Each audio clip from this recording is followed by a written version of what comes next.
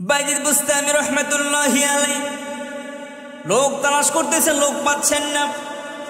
সামনের দিকে হাঁটতে হাঁটতে হাঁটতে অনেক দূর চলে গেলেন, যে দেখতেছে একটা কাঠুরিয়া বড় একটা মাথায় কাঠের বোঝা লাকড়ির বোঝা নিয়া হাইটা হাইটা হাইটা হাইটা এদিকে আসতেছে। বলতেছে, ভাই আপনি কি নামাজ পড়েছেন? বলে, না আমি নামাজ পড়ি নাই। আপনি কেন নামাজ পড়েন নাই? আপনি কেন নামাজটা পড়েন নাই?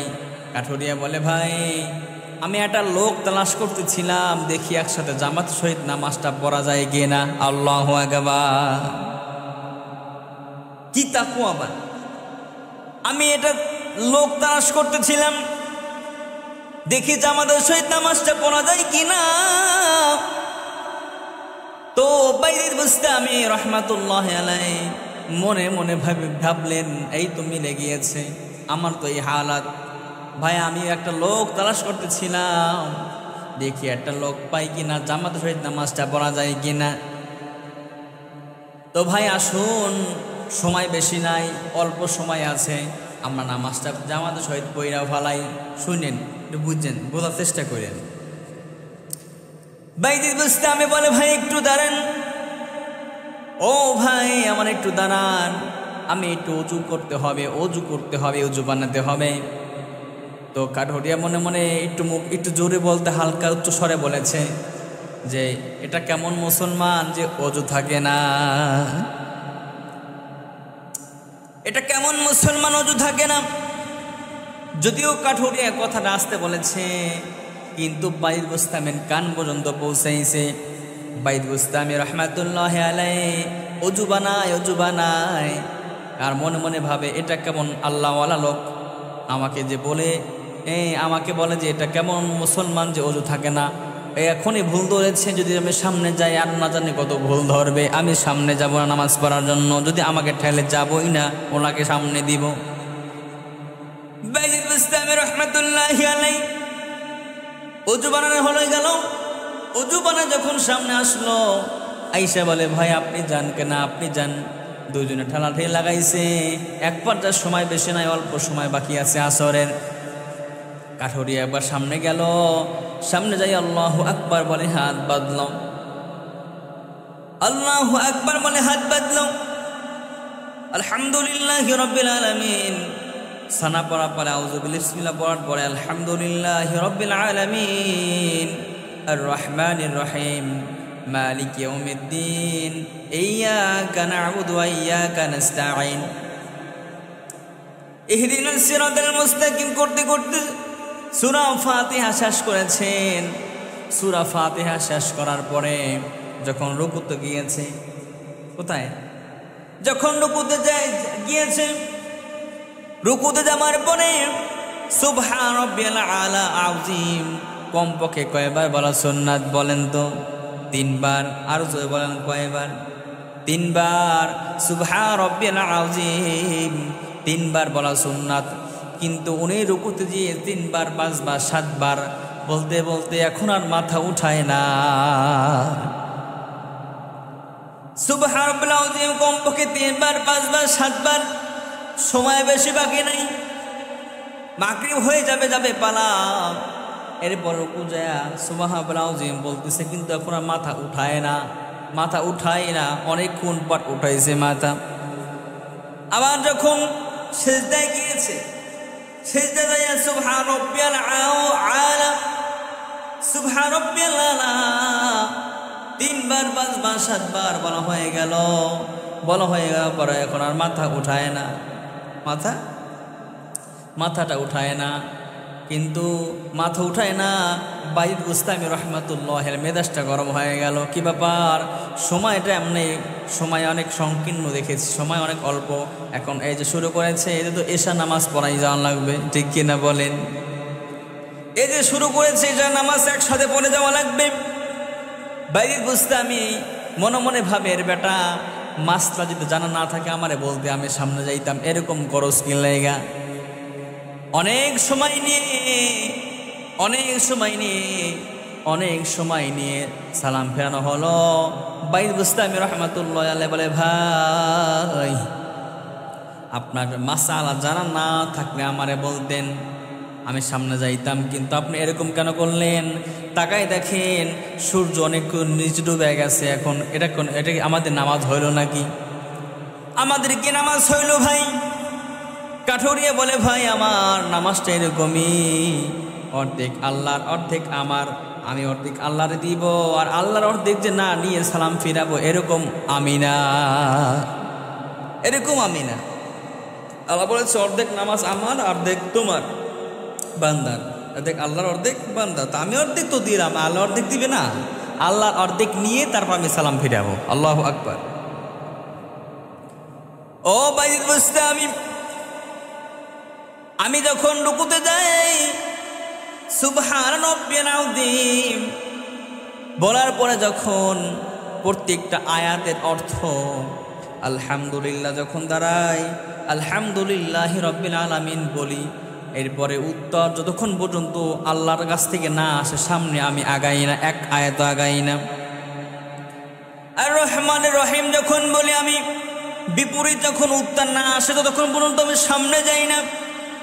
আবার মালিক ইয়াউমিদ্দিন, এই মালিক ইয়াউমিদ্দিন, এই যে আমি আয়াতটা বললাম, এই আয়াতের বিপরীত জবাব না আসা আগ পর্যন্ত আমি সামনে যাই না।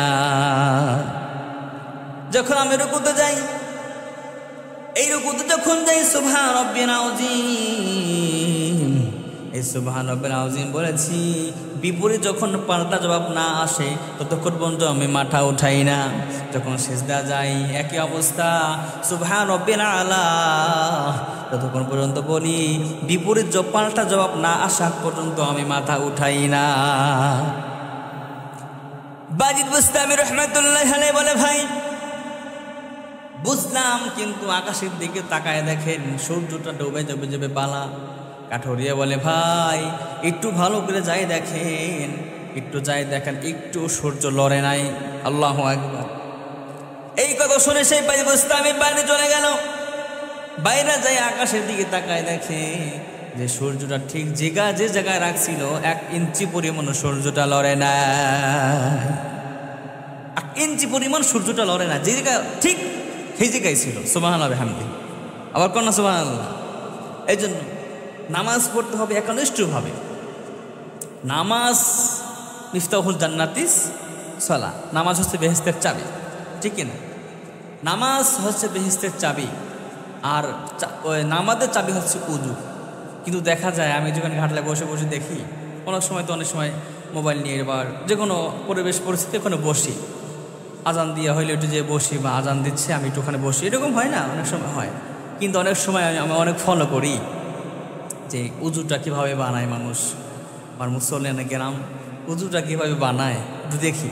তো দেখা যায় যে রেডিমেড উযু, হ্যাঁ, শর্টকাট রেডিমেড উযু, ওই একটা হাত দিয়া ওই গেছে, হাতটা ধুয়ে কোনো দুইটা কুলু করে মাথা, আর শীতে তো কথাই নাই, শীতে তো কথাই নাই, উপর জাম্পার পরা উভয়টা উজু করে চলে আইছে, ঠিক না?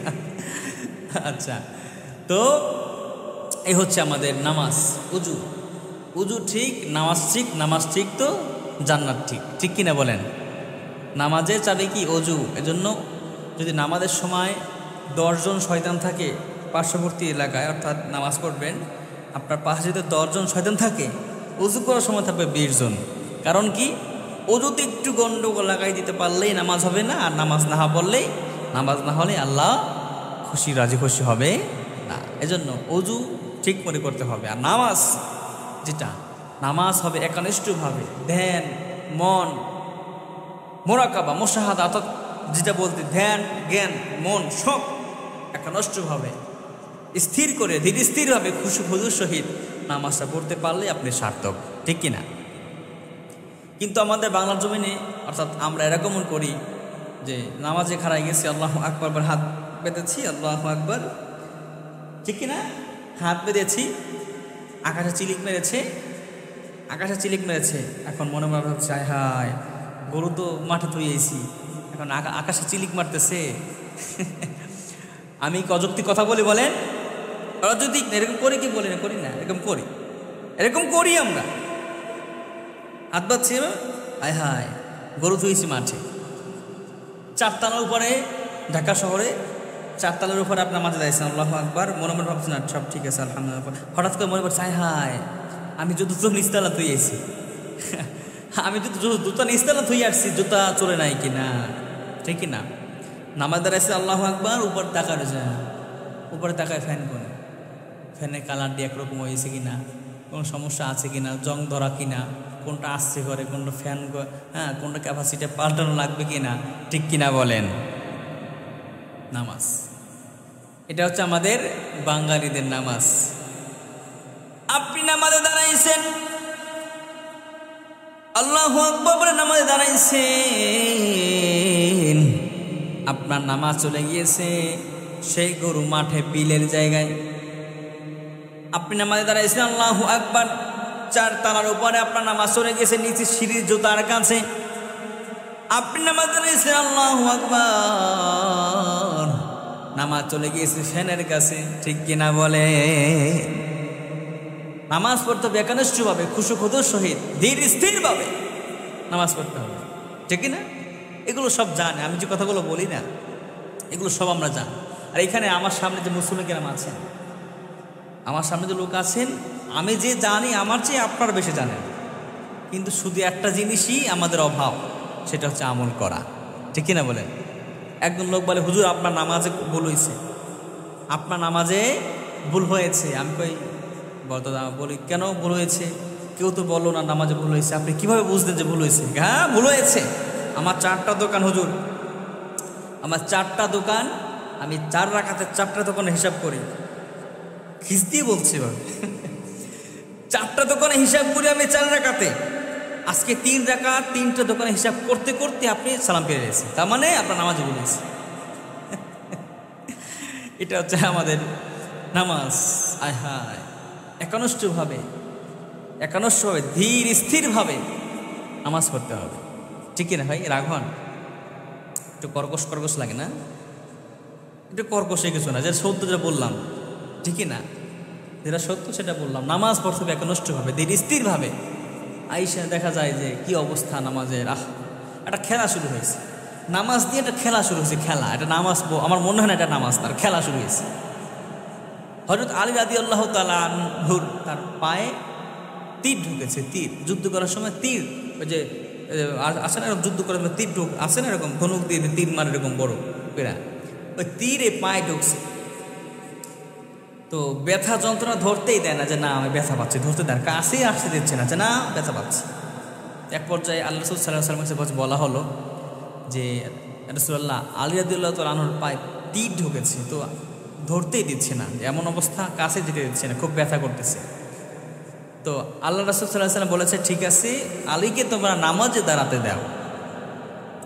দাঁড়াতে দাও, তখন তোমরা টেনে বের করবা।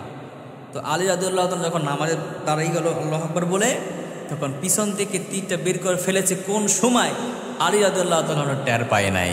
আল্লাহু আকবার, টের পায়। সালাম ফিরে দেখে তীর নাই, কি ব্যাপার তোমরা, এই আমার তীর গেল কোথায়? তীর আমরা বের করে ফেলেছি। কোন সময়? আপনি নামাজ, তখন আপনি নামাজে ছিলেন। তো তাদের নামাজ আর আমাদেরও নামাজ। আল্লাহু আকবার, তারা নামাজ পড়তেন খুশু খুদুর সহিত, ধ্যান, মন স্থির করে, ধীর স্থিরভাবে, একনিষ্ঠভাবে নামাজ পড়তেন। কিন্তু তারা মনে করতো যে আমি আল্লাহকে দেখতেছি, অথবা আমাকে আল্লাহ দেখতেছি, সিজদা দিচ্ছি, এটা আমাদের মসজিদে উপাস সেজদা দিচ্ছি না, এই সিজদাটা স্বয়ং আল্লাহ সুবহানাহু ওয়া তাআলা কুদরতি পায়ে সেজদা দিচ্ছি, ঠিক কিনা বলেন? আল্লাহ পাক রব্বুল আলামিনের কুদরতি পায়ে আমরা সিজদা দিচ্ছি, এটা আমরা মসজিদের উপর টাইসের উপরে দিচ্ছি না। এজন্য বাজান রাগ হইলেন না, যেটা বাস্তব কথা বললাম, যে কর্কশ হয়ে থাকে কথা, ক্ষমার দৃষ্টি দেখবেন, কিন্তু এটাই বাস্তব। নামাজ ঠিক, সব ঠিক, কথা কন ঠিক না বে ঠিক? নামাজ ঠিক করতে পারলে সব ঠিক, আপনার জীবন সাফল্যময়, ধন্য। এই জন্য আল্লাহ সুবহানাহু ওয়া তাআলা সকলকে নামাজের প্রতি যত্নবান হওয়ার তৌফিক দান করুক। জোরে বলেন আমিন, আর জোরে বলেন আমিন।